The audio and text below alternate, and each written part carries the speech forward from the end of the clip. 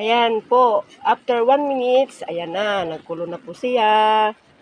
Kaya, ito na po siyang haluin kasi, ayun na.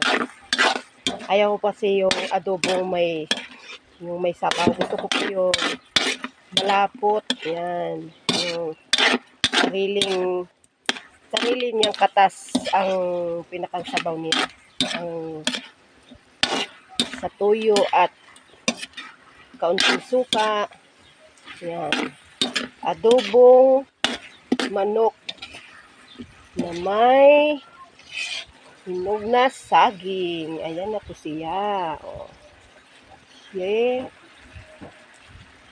Ayan, masarap din tong adobong manok, yung special na adobo, yung may itlog.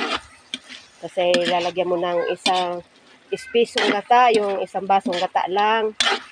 Yan, kasi merong yung hiniwang pinya. Yan, masarap po yan. Yun po yung special na adobong manok. Yung may pinya, may itlog, tapos gagataan mo ng isang basong gata. Oh. Okay.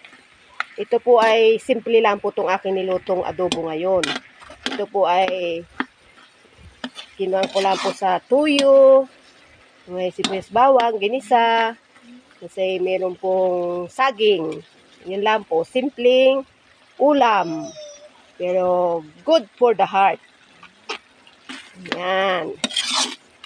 Ito po yung part 2. Yung ganina po ay part 1. Kasi yung akin pong cellphone ay original.